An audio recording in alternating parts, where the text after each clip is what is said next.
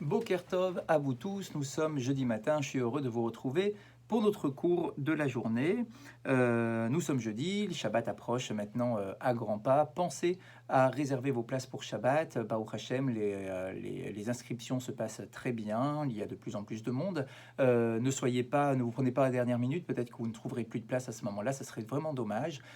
Profitez, nous sommes encore jeudi matin, vous avez la possibilité de vous inscrire. Nous avons envoyé plusieurs mails, il suffit de cliquer sur le lien, ça prend vraiment 3 minutes pour vous inscrire. Vous pouvez vous inscrire, vous, avec voilà, tous ceux qui doivent participer à la synagogue.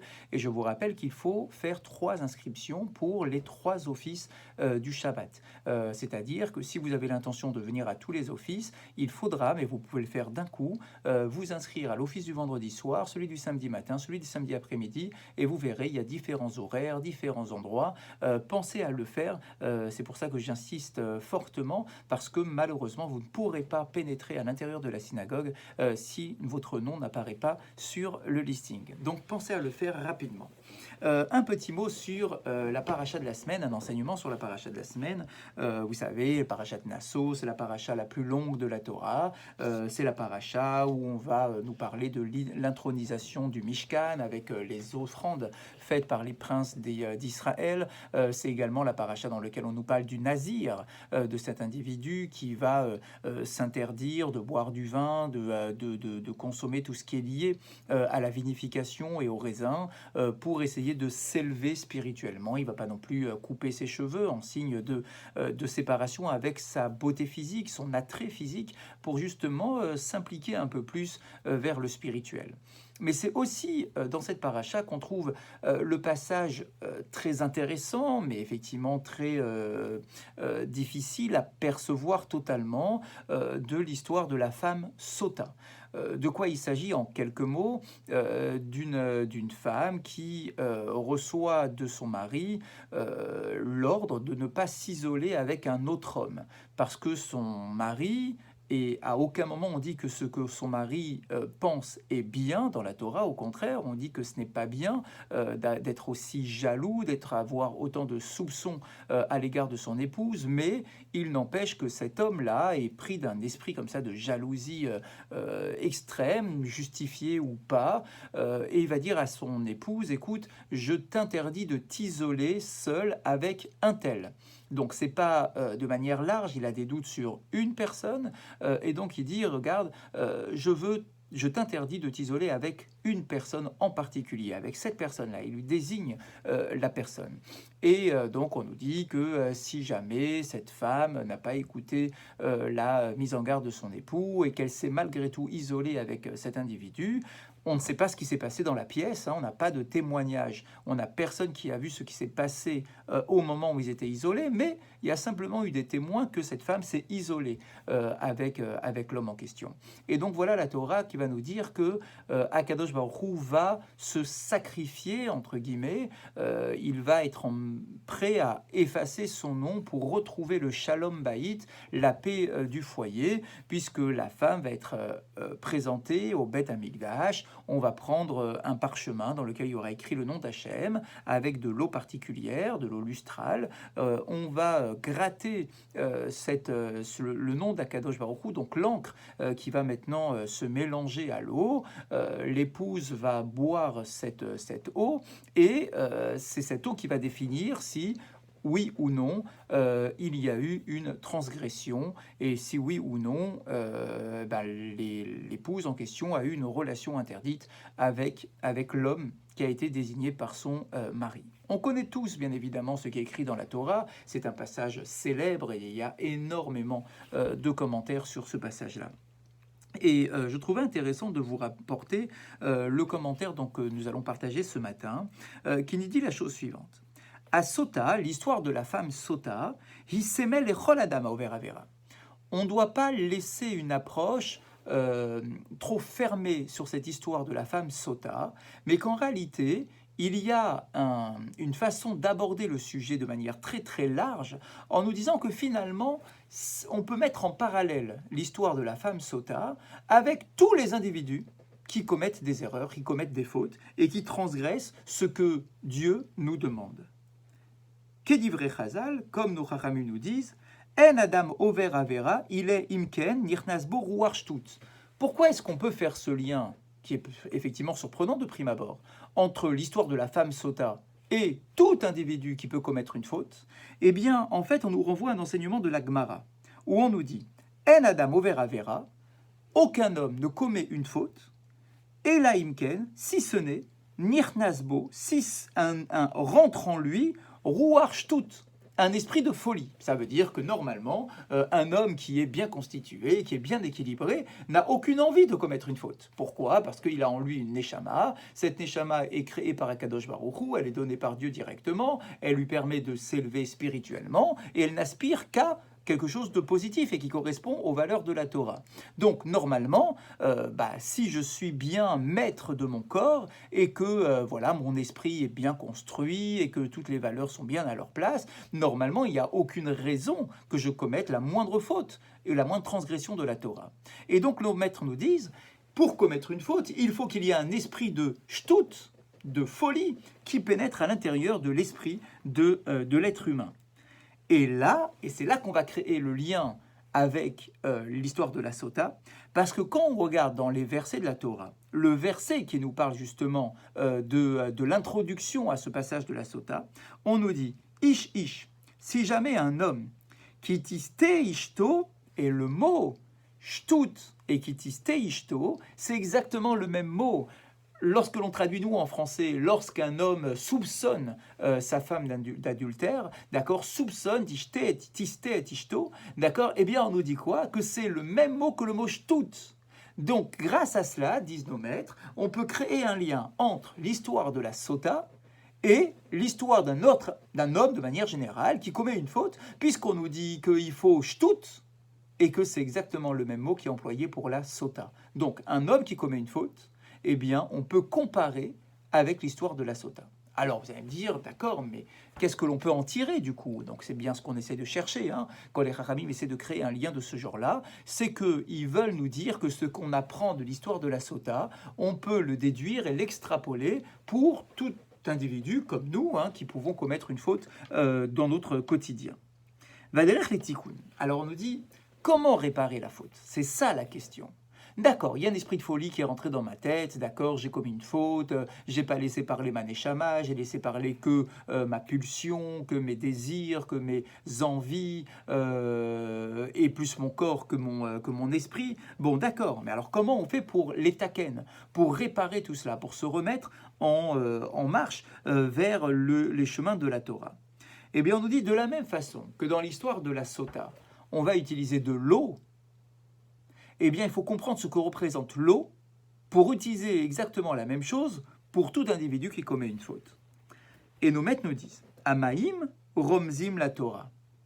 Maïm, c'est de l'eau qu'on doit utiliser, et vous le savez, à chaque fois qu'on parle d'eau dans le texte biblique, en fait, l'eau n'est rien d'autre que la Torah. Vadgasha, Maïm Kedoshim, mais la vedette Shakavana hi l'ipnimiut à Torah. Et quand on nous dit d'eau sacrée, l'eau lustrale, d'accord, Maïm Kedoshim, si déjà l'eau c'est la Torah, alors qu'est-ce qu'on va appeler de l'eau sacrée? Eh bien, nos maîtres répondent, l'eau sacrée, Kadosh, est ce qui est vraiment dans la profondeur des choses, dans l'intimité des choses, dans l'essence de la chose. Eh bien, Maïm Kedoshim, que l'on utilise pour la sota, vient nous symboliser la Torah, mais pas simplement la vision très globale de la Torah, approximative de la Torah. Non, on nous parle de Maïm Kedoshim, de l'essence, de l'intériorité de la Torah. Oto Chelek Batorah Sheu Kadosh, vraiment la part sacrée de la Torah. Alors bien évidemment, toute la Torah est sacrée, oui, mais vraiment l'essence même de la Torah, c'est ça qui sera recherché. Nisgav umam yoter minyane haolam ha'sechel ha'enoshi, qui est vraiment donc ce qui est le plus élevé dans la spiritualité et qui dépasse même l'intellect humain. Et donc en fait, si tu veux, toi, être humain, te séparer de la faute, il faut absolument que tu ailles prendre cette eau sacrée, c'est-à-dire t'impliquer dans la compréhension des profondeurs de la Torah. Ne te contente pas d'avoir simplement les différents commandements qu'on connaît tous de manière approximative. Bon, je fais à peu près Shabbat, je fais à peu près la cache-route, etc. Non, essaye vraiment de pénétrer, d'aller plus loin. Ne te contente pas des gestes, des différentes mitzvot que tu fais de manière approximative, mais c'est vraiment de percer ce qui est porté par chaque mitzvah de la Torah. Qu'est-ce qui est véhiculé par chaque mitzvah de la Torah pour chercher vraiment l'intériorité de toute la spiritualité. Qu'est-divré à Chazal, à Maor, Sheba, Marziro, les Moutav. Que il va y avoir finalement, lorsque tu vas découvrir cela, une sorte d'influence positive. Ce Maïm Kedoshim, cette eau sacrée, va te permettre finalement de découvrir quelque chose qui va t'alimenter en profondeur et qui va irradier sur l'ensemble de ton existence et qui petit à petit va t'attirer vers la lumière de la spiritualité, la lumière de la Torah qui va te détacher des fautes. Et donc c'est ça qu'on nous dit. Si tu commets des fautes, va chercher Maïm Kedoshim. Comme pour la sota qui va être testée avec le Maïm Kedoshim, qui va permettre de trouver de la Kedusha dans le couple, et bien là, ici, c'est exactement pareil. Pour rétablir le Shalom Baït entre nous et Akadosh Baruch Hu, eh bien, il faut prendre cette eau sacrée, cette essence de la Torah qui va vraiment irradier notre comportement au quotidien. Maïm Kedoshim Elou, Yesh la tête Bekeli Cheres. Maintenant, on nous dit que cette eau-là, il faut la mettre dans un keli, dans un ustensile en argile. Intéressant. L'eau sacrée dans un ustensile en argile. Velo zobilvad, et là, la rêve baem gam afar. Non seulement il va falloir mettre cette eau dans un keli en argile, et il va falloir mélanger l'eau avec de la terre, avec de la poussière de la terre. Qu'est-ce que cela vient représenter? C'est surprenant, effectivement, parce que l'argile, la terre, tout cela, a priori, c'est l'opposé de la spiritualité. C'est, par essence, la matérialité. La terre, c'est la matérialité, l'argile, c'est la matérialité, c'est la terre. C'est quelque chose qui est l'opposé du Maïm. Maïm, c'est la Torah, c'est la spiritualité. Donc, comment est-ce que la Torah peut nous demander, d'accord, de mettre cette eau sacré dans quelque chose qui est purement matériel avec le kéli en argile et la terre que l'on va mélanger à l'intérieur? Eh bien, on nous répond il faut savoir que des fois, l'intensité de la Torah est tellement puissante, tellement forte, qu'on va avoir du mal à se l'approprier. Ça va nous paraître trop lointain. En disant, ouh là là, ça a l'air très puissant, trop puissant pour moi. Moi, je suis un homme qui commet une faute, puisqu'on nous parle ici d'un individu qui commet des fautes. Moi, je commets des fautes, ça veut dire que je ne suis pas encore en adéquation entre mon corps et ma neshama. Je suis pas encore, je n'y arrive pas a priori. Et donc, si je ne prends que Maïm Kedoshim, si je ne prends que l'eau sacrée en question, dans le sens de la profondeur, de l'intensité de la Torah, eh bien, des fois, on va se dire, c'est pas approprié, c'est trop loin, ça ne me convient pas. Eh bien, on nous dit, c'est vrai que cette Torah-là, si on veut qu'elle ait une influence sur l'être humain, elle ne peut pas rester enfermée dans les 4 amot, dans les 2 mètres carrés de la Kedusha et de la sainteté. Mais nous teket, ou reket maolam, et qui est complètement détaché, éloigné du monde dans lequel nous vivons.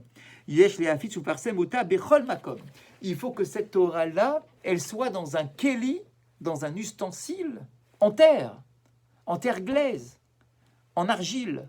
Parce que l'argile, c'est quelque chose qui nous parle, c'est quelque chose qui est dans ce monde. Je prends la Torah, je prends l'intensité de la Torah et l'intériorité de la Torah, et je la mets à mon niveau, parce qu'on en a besoin. Il faut qu'il y ait un pont, il faut qu'il y ait une jonction. S'il n'y a pas de jonction, la Torah n'aura pas d'influence sur ce que je suis. Donc, je vais mettre de la terre à l'intérieur de cette eau, pour que l'eau puisse tenir à l'intérieur du Keli Cheres, l'ustensile en argile, cet ustensile en argile, c'est moi, c'est mon corps. Il faut que cette eau, elle soit à l'intérieur, il ne faut pas qu'elle s'échappe. Il ne faut pas qu'il y ait des fuites dans tous les sens. Il ne faut pas qu'elle soit éloignée de moi en me disant « Oh là là, c'est pas pour moi ». Non, c'est moi le Kéli. Je suis le Kéli. Pour que cette eau puisse rester à l'intérieur du Kéli, je dois mettre un peu de afar, un peu de terre. Ça veut dire que je dois être en mesure d'avoir une lecture humaine de la Torah qui ne soit pas trop déconnectée de ce que je suis. Parce que moi, je suis encore au niveau d'un homme qui commet des fautes. Donc si je suis au niveau d'un homme qui commet des fautes, il me faut une Torah qui me parle. Une Torah qui soit à mon niveau, qui puisse rentrer à l'intérieur d'un simple ustensile en argile, en terre glaise. Je ne suis rien d'autre qu'un ustensile en terre glaise. Et donc, il me faut quelque chose pour l'adapter. Et ce vecteur qui va me permettre d'avoir la Torah à mon niveau, c'est représenté justement par le afar, par la poussière de la terre, qui va donc habiller la Torah, habiller les valeurs que je peux découvrir dans la Torah pour les mettre à mon niveau. Et voilà, nous disent nos maîtres, comment est-ce que de l'histoire de la Sota, on peut également apprendre quelque chose pour nous dans notre façon de créer notre lien avec Akadosh Baruch Hu et avec la Torah, pour ne jamais se sentir complètement perdu par rapport à cela, et de bien savoir que oui, il y a une puissance dans la Torah qui est insondable, mais que on doit tout faire pour l'amener à mon niveau, pour qu'effectivement elle puisse me parler, et que cette lueur, cette lumière puisse m'alimenter dans mon quotidien pour améliorer mon comportement. Nous avons commencé à parler hier matin des halachot sur le Netilat Yadayim. Et on nous précise ce matin, effectivement, que toutes les eaux ne sont pas aptes à être utilisées pour faire Netilat Yadayim. Et on nous dit, Bédivré Aposki Matsinu, on a trouvé chez nos décisionnaires, si on résume le sujet, qu'il y a différentes choses qui rendent l'eau inapte à être utilisée pour le Netilat Yadayim. Premièrement, Maïm Shenishtanu Marehem. Si jamais l'eau a changé d'aspect, je ne pourrai plus l'utiliser. Deuxième point, Maïm Shasubahem Melacha. De l'eau qui aurait été utilisée pour un travail quelconque. Troisième point, Maïm Shenavar Yuli Shtiat Kelev. Si l'eau n'est pas consommable pour un chien, cette eau ne pourra pas être utilisée non plus pour Netilat Yadayim. Nous avons vu 3 points et petit à petit nous allons détailler. Pour aujourd'hui, donc le premier point, Maïm Shenishtanu Marehem, donc de l'eau qui aurait changé d'aspect. Donc cette eau-là ne pourra pas être utilisée.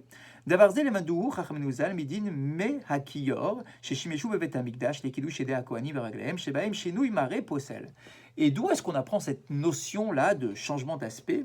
Eh bien, en fait, on l'apprend du Beth Amikdash. À l'époque du Beth Amikdash, vous le savez, au temple de Jérusalem, il y avait le grand bassin dans lequel il y avait de l'eau qui était utilisé par les Kohanim pour se laver les mains et les pieds avant de commencer leur service et leur rituel.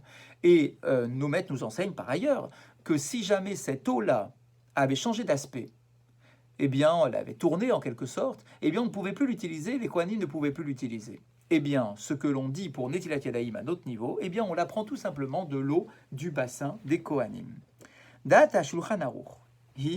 D'après le Shulchan Aruch, chez Shinui Mari Posel et Amaim, Bem Mishalanu Mechama Devarim Shenaflu Letocham. Alors, le Shulchan Aruch nous dit que ce changement d'aspect peut être provoqué par un élément extérieur à l'eau qui est tombé à l'intérieur de l'eau. Kegoj, Elishpar Dio, El Tochamaim. Par exemple, il y a de l'encre qui est tombée dans l'eau. Veshenat Marehem, et du coup, l'eau, elle a changé d'aspect. Donc ça rend effectivement inapte pour être Netilat Yadayim, ou ben imnishanu mechamat atzmam, et même si l'eau a changé d'aspect de par elle-même, donc il n'y a pas un élément extérieur qui s'est mélangé, mais tout simplement l'eau elle-même, kegon, shanuzman rav alidea avir acham nasemari yarok. Et par exemple, c'est l'eau qui a tourné, elle est restée longtemps, il y a eu du soleil, de la chaleur, elle est devenue un peu verdâtre, et bien dans ce cas-là, effectivement, elle ne pourra plus être utilisée. המשנה ברורה כתב שדעת אחרונים בזה, שרק אם מראה המים השתנה מחמת דבר אחר, המים פסולים לנטילת ידיים. אולם אם מראה המים השתנה מחמת עצמם, כגון שענו זמן רב ונעשו ירוקים, הרי הם כשרים לנטילה. Alors il est intéressant de remarquer que le Mishnah Brura écrit que dans la pratique, si l'eau a été transformée à cause d'un élément extérieur qui s'est mélangé, alors là, dans ce cas-là, effectivement, elle ne sera pas saoule. Mais que si elle a changé d'aspect d'elle-même, parce qu'elle est restée longtemps et qu'elle a tourné, eh bien, elle serait quand même cachère, valable pour être utilisée pour le Netilat Yadayim, parce que finalement, c'est la même eau. C'est elle qui a tourné, mais c'est la même eau. Il n'y a rien qui s'est mélangé. Et donc là, effectivement, le Mishnah Berurah est un peu plus souple que le Shulchan Aruch, alors que le Shulchan Aruch, lui, interdisait dans les deux situations. Je vous souhaite de passer une très bonne journée et je vous dis à demain.